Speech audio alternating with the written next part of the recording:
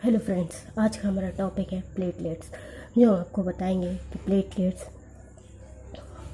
क्या होता है, कैसे होता है, इसका नॉर्मल रेंज क्या है और इसके बारे में और भी जानकारियाँ। चलिए इसको हम शुरू करते हैं। प्लेटलेट्स प्लेटलेट्स को हम लोग क्या कहते हैं? Small plates. और इसका मतलब होता है थ्रोम्बोसाइट्स। थ्रोम्बो का मतलब होता है क्लॉट और साइट्स का मतलब होता है सेल। जो सेल की क्लॉटिंग करे उसको हम लोग थ्रोम्बोसाइट्स कहते हैं। अब हम जानते हैं कि प्लेटलेट्स क्या होता है। वो एक स्मॉल ब्लड सेल होता है जो कलरलेस होता है, स्फेरिकल होता है, ओवल होता है और राउंडेड होता है। ये तुम्हारा ग्रेनुलेटेड बॉडीज़ होती है। हम जानें कि इसका जो नॉर्मल काउंट्स होता है वो 1.5 से 4 लाख पर माइक्रोलीटर होता है। अब इसकी लाइफ स्पेन जो होती है वो 8 से 12 दिन के लिए होता है। और आरबीसी का जो डिस्ट्रैक्शन साइट है वो स्प्लीन है। थ्रोम्बोसाइटोसिस। अब हम जानते हैं कि कहाँ आरबीसी अगर बढ़ता है, आरबीसी मतलब अगर प्लेटलेट्स का काउंट बढ़ जाता है तो उसको हम लोग क्या कहते हैं? थ्रोम्बोसाइटोसिस कहते हैं। और ये थ्रोम्बोसाइटोसिस किस वजह से होता है? जैसे अगर हम लोग सर्जरी करें, इंजरी होती है, चाइल्ड बर्थ होता है, तो क्या होता है कि प्लेटलेट्स काउंट जो होता है वो बढ़ जाता है। या जब हम लोग स्प्लीन को हटाते हैं, जिसको हम लोग स्प्लीनेटोमी कहते हैं, फिर तुम्हारा थ्रोम्बोसाइटोफेरेसिस होता है। फिर तुम्हारा जब हम स्ट्रेस लेते हैं तो इपिनेफ्रिन हमारे बॉडी में इंक्रीज़ करता है और उसमें स्प्लीन का कॉन्ट्रैक्शन होता है, जिसकी वजह से क्या होता है कि जो प्लेटलेट्स काउंट होता है वो बढ़ जाता है। फिर होता है कि जब प्लेटलेट्स का काउंट डिक्रीज़ होता है तो उसको हम लोग क्या कहते हैं? थ्रोम्बोसाइटोपीनिया कहते हैं। थ्रोम्बोसाइटोपीनिया क्या लीड करता है? थ्रोम्बोसाइटोपेनिक परप्यूरा को, जिसमें क्या होता है? ब्लीडिंग डिसऑर्डर होता है। अब हम जानते हैं कि ये जो थ्रोम्बोसाइटोपीनिया होता है वो तुम्हारा कैसे कॉज करता है। तो ये तुम्हारा क्या होता है? बोन मैरो डिप्रेशन हो जाता है, फिर हाइपर प्लेनिस होता है, वायरल इन्फेक्शन होता है। वायरल इन्फेक्शन जैसे डेंगू फीवर में भी हमारा क्या होता है? प्लेटलेट्स काउंट डिक्रीज़ करता है। ड्रग हाइपर सेंसिटिव होता है। अब हम जानते हैं थ्रोम्बोपोयोसिस, और इसी को हम लोग मेगा कैरियोसाइटोपोयोसिस भी कहते हैं। इसका मतलब होता है कि प्लेटलेट्स का डेवलपमेंट ऑफ प्लेटलेट्स, और इसकी ओरिजिन कहाँ होती है? बोन मैरो में होता है। अब हम इसका स्टेप देखते हैं कि प्लेटलेट्स का कैसे तुम्हारा फॉर्मेशन होता है। तो क्या होता है? प्लूरीपोटेंट स्टेम सेल से ये तुम्हारा कमिटेड स्टेम सेल पे आता है, जो एक पॉलीपॉइड प्रिकर्सर सेल होता है।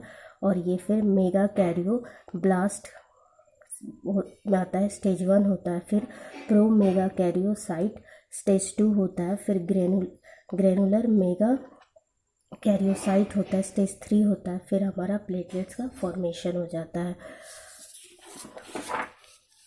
अब हम जानते हैं मेगा कैरियोसाइट्स क्या होता है। एक वो जेंट मॉलिक्यूल होता है, मतलब लार्ज मॉलिक्यूल होता है, मल्टी न्यूक्लिएटेड होता है। और एक मेगा कैरियोसाइट से 2000 से लेकर 2400 प्लेटलेट्स फॉर्म होते हैं। अब हम देखते हैं कि प्लेटलेट्स को अगर हम इलेक्ट्रॉन माइक्रोस्कोप के अंदर रखें तो वो कैसा दिखता है। तो उसमें क्या क्या होता है? ग्लाइकोजन होता है, माइटोकॉन्ड्रिया होता है, और तुम्हारा क्या होता है? डेंस ट्यूबुलर सिस्टम होता है, सरफेस कनेक्टिंग कैनिकुलर सिस्टम होता है, डेंस बॉडी होता है, लाइसोसोम होता है, प्लाज्मा मेम्ब्रेन होता है, पेरिफेरल माइक्रोट्यूब्यूल होता है, ग्लाइकोगैलेक्स होता है और अल्फा ग्रेन्यूल होता है। अब हम जो इलेक्ट्रॉन माइक्रोस्कोप को जब हम लोग प्लेटलेट्स के अंदर देखते हैं तो इसमें बेसिकली हम लोग दो चीज़ देखते हैं। एक तुम्हारा प्लेटलेट मेम्ब्रेन होता है और साइटोप्लाज्म के बारे में। तो प्लेटलेट मेम्ब्रेन जो होता है वो सेल मेम्ब्रेन की तरह होता है, और सेल मेम्ब्रेन जो होता है वो हमारा सेल को प्रोटेक्ट करता है फ्रॉम इन्वायरमेंट से। और तुम्हारा लिपिड इन लाइपोप्रोटीन दूसरा जो होता है, लिपिड से lipoprotein layer of cell membrane होता है तो कौन कौन सा लिपिड्स होता है, तो एक होता है तुम्हारा फॉस्फोलिपिड होता है, कोलेस्ट्रॉल होता है, ग्लाइकोलिपिड होता है। फिर ये तुम्हारा क्या होता है, रिसेप्टर को कंबाइन करता है, मतलब कुछ रिसेप्टर से ये रिसेप्टर जो होता है कंटेन करता है रिसेप्टर्स को, जो कंबाइन करता है कुछ सबस्टांस से, जैसे कोलाजिन हो गया और फाइब्रिनोजेन हो गया।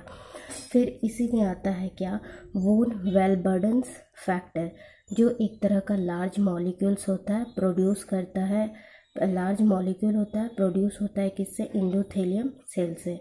और इसका फंक्शन क्या होता है कि ये प्लेटलेट एडहेशन में काम आता है, ठीक है।